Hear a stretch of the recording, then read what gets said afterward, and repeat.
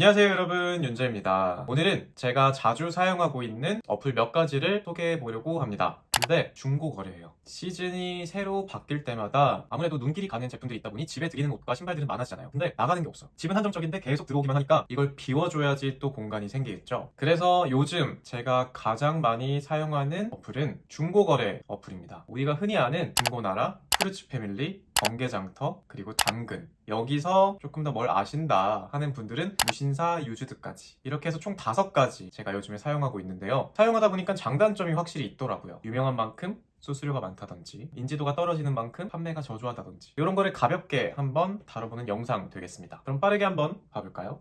고고싱.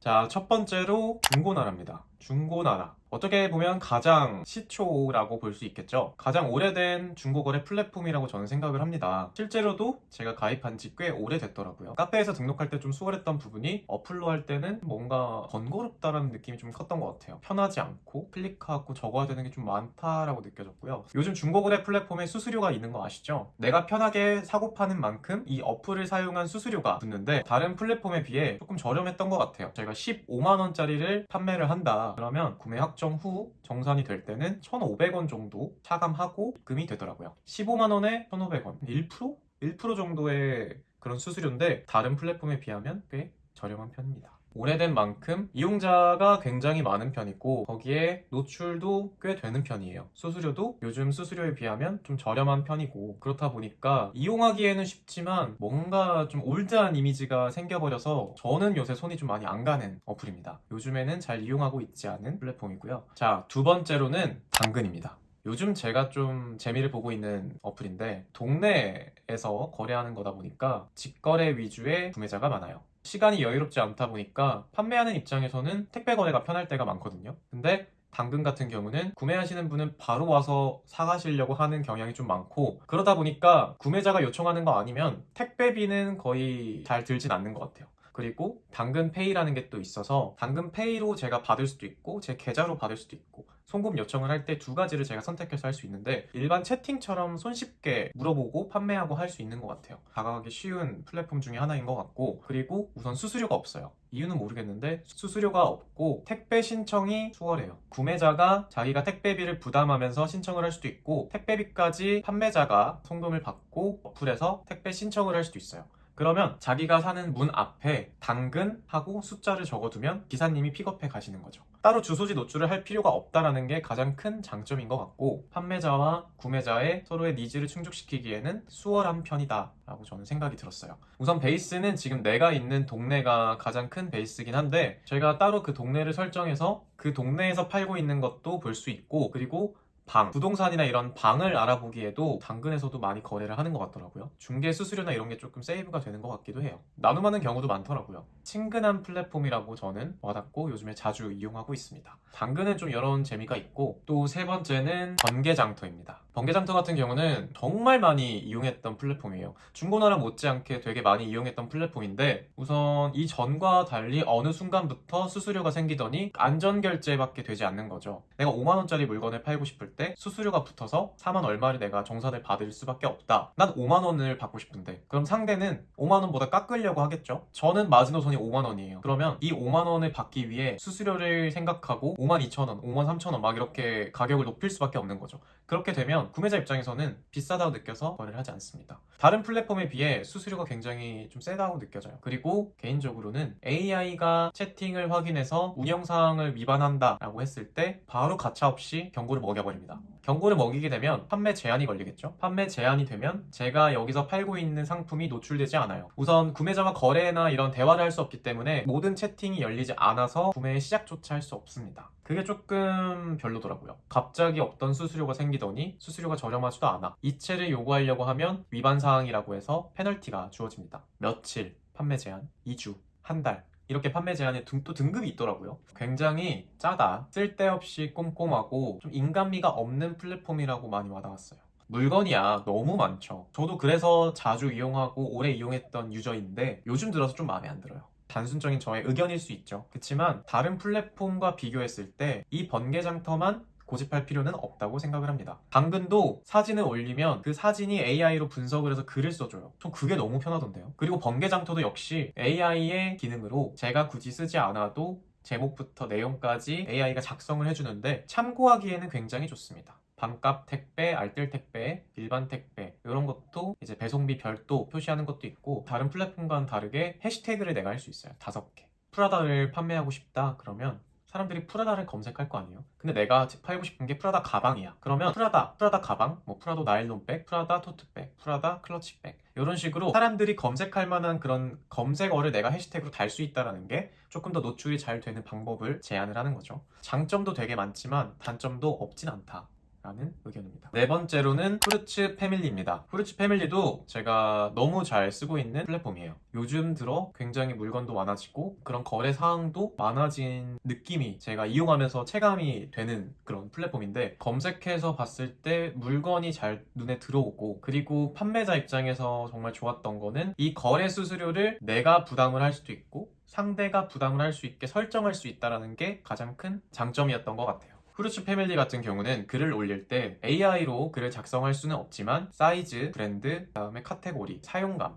판매 수수료 부담, 구매자, 판매자 이런 것까지 설정할 수 있는 디테일들이 확실히 좀 있어요. 애초에 구매하는 사람의 그런 시선으로 봤을 땐 상품을 볼 때 밑에 사용감, 사이즈, 브랜드가 다 나오는 거겠죠? 브랜드를 클릭하면 그 브랜드에 관련된 상품들이 뜨고 사용감도 확인할 수 있고 택배비의 어떤 금액이라든지 디테일하게 나와 있다 보니까 이 상품에 대한 디테일들이 좀 더 잘 보이는 것 같고 하루에 10번 노출을 할 수가 있어요. 내가 올린 글을 끌어올리는 거죠. 지금 시간대에 정말 그냥 들어가자마자 이제 보였던 상품들 위로 내가 올려둔 상품을 끌어올리는 건데 하루에 10번 할 수 있어요. 개인적으로는 내고 제한도 훨씬 수월했다 라고 생각이 듭니다. 후르츠 패밀리는 또 이렇게 해서 제가 잘 이용하고 있고요. 마지막으로 무신사 유즈드 입니다. 무신사 유즈드 같은 경우는 그렇게 많이들 알고 있진 않은 것 같아요. 무신사 안에 어떤 카테고리 형식으로 중고거래 이런 섹션이 따로 생겼는데 친구가 한번 이용해봤다고 해서 제가 따라서 또 이용을 해봤습니다. 우선 어플 안에서 신청을 하는 거예요. 내가 신청을 하면 집으로 큰 택배 봉투가 오는데 그 택배 봉투 안에 제가 판매할 만한 옷들을 다 넣는 거죠. 우선 여기서 액세서리는 포함이 안 됩니다. 의류만 가능합니다. 그리고 그 옷들을 제가 다시 수거 신청을 해서 무신사 쪽으로 보내면 거기서 판매 가능한 제품, 불가능한 제품들을 구분을 합니다. 그런 다음에 판매 가능한 제품들 한해서 촬영을 하고 가격을 매깁니다. 물론 여기서 제가 가격을 수정할 수 있어요. 그리고 할인을 자동적으로 들어갈 수 있게 설정도 할 수 있습니다. 검수에 불합격한 제품들은 다시 저한테 배송이 되거나 거기서 처리를 하겠다는 건데 여기서 웃긴 건 오염이 되거나 브랜드가 정품이 확인이 안 될 경우 또는 이 브랜드가 어디 건지 모르겠다 라고 하는 경우가 거의 대부분의 이유인데 거기에서 처리해 달라고 하면 무게로 한 몇십 원? 몇백 원? 많이 나오면 몇백 원 이렇게 해서 무게로 처리하기 때문에 처리를 하더라도 제가 다시 수거를 받는 게 이득이지만 그 값어치가 생각보다 별로다 버릴만 하다 하면 몇십 원 몇백 원이라도 받고 처리하는 게 낫습니다. 왜냐면 다시 저에게 보낼 때 4,000원의 검수 비용 택배비 뭐 이런 게 있더라고요. 이제 그게 다시 반송되는 비용이 있어서 그 비용을 4,000원 정도 무신사 페이로 결제를 해야 됩니다. 충전을 해서 4,000원을 결제를 다시 하는 거죠. 이런 시스템이 조금 무신사 플랫폼을 계속 이용할 수 있게끔 하는 건 알겠지만 좀 번거롭다. 검수에 합격한 제품들이 오프라인 온라인으로 찢어지나 봐요. 이 무신사 유즈드 안에서 판매 기한이 200일 정도라고 저는 알고 있거든요. 판매 시작하면 D-며칠이라고 떠요. 이제 그게 안 팔리면 어떻게 될지 모르겠는데 그 안에 팔리면 구매자가 그걸 구매하고 확정을 누르면 정산이 무신사 쪽에 돼서 다시 그 무신사가 저한테 입금을 시켜주는 건데 구매자가 확정을 하면 7일 정도 소요가 된다고 합니다. 근데 이것도 무신사 페이로 정산이 되는 거예요. 수수료도 굉장히 비쌉니다. 이 제품을 상품화 시킨 비용이 7,000원? 몇천 원 정도 하고 수수료도 있기 때문에 내가 3만원짜리를 판다 그러면 보내고 수수료, 상품화 비용 따지면 정산되는 게 한 7, 8천 원 되지 않을까?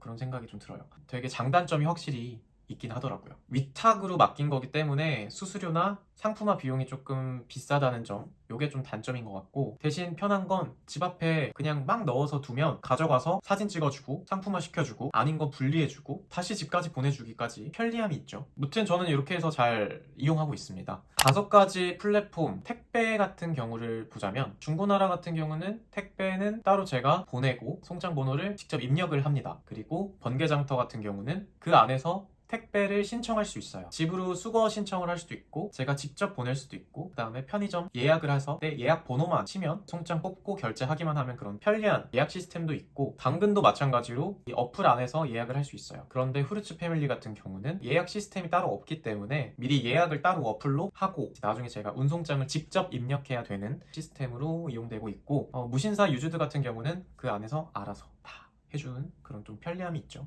그리고 상위 노출 같은 경우는 중고나라는 상위 노출을 계속 할 수 있었던 것 같아요. 횟수의 제한이 아마 있었던 것 같기는 한데 정확히 몇 번인지는 잘 모르겠고 번개장터 같은 경우는 랜덤으로 상위로 끌어올리는 게 5번. 근데 광고를 보면 하나 보면 하나를 또 주거든요. 그러니까 10개를 볼 수 있어요, 하루에. 괜찮다면 10개를 다 보고 끌어올리기. 광고를 보고 끌어올린 건 어떤 제품을 올릴 건지 선택을 할 수 있고 랜덤 업은 5개. 뭐가 될지 몰라요. 그런 게 확실히 또 있고 당근 같은 경우는 한번 제가 끌어올리면 그 다음 끌어올릴 때까지 시간이 좀 필요해요. 뭐 한 이틀, 3일 정도? 다시 그걸 끌어올리려고 하면 시간이 아직 안 됐으면 몇 분 남았다, 몇 시간 남았다라는 거 뜨고 대신 하루에 6개 위로 끌어올릴 수 있더라고요. 후르츠 패밀리 같은 경우는 하루에 10개 무조건 내가 선택할 수 있는 제품 끌어올릴 수 있습니다. 끌어올릴 수 있는 횟수가 남아있다면 오늘 올린 것도 저녁에 다시 끌어올릴 수 있어요. 횟수나 광고나 이런 거 따로 뭐 시간적인 제한이 따로 없어서 그런 거 신경 안 쓰고 끌어올릴 수 있어서 편리하더라고요. 무신사 유즈드 같은 경우는 그 안에서 자꾸 노출이 되고 자동 할인 설정을 해놨는데 8만원짜리를 제가 올려놓고 그게 금액 측정이 돼요. 옆에 등급도 알아서 판별해주거든요. 그 8만원짜리가 노출이 계속되고 시간이 지나가는데 판매가 안 돼. 그러면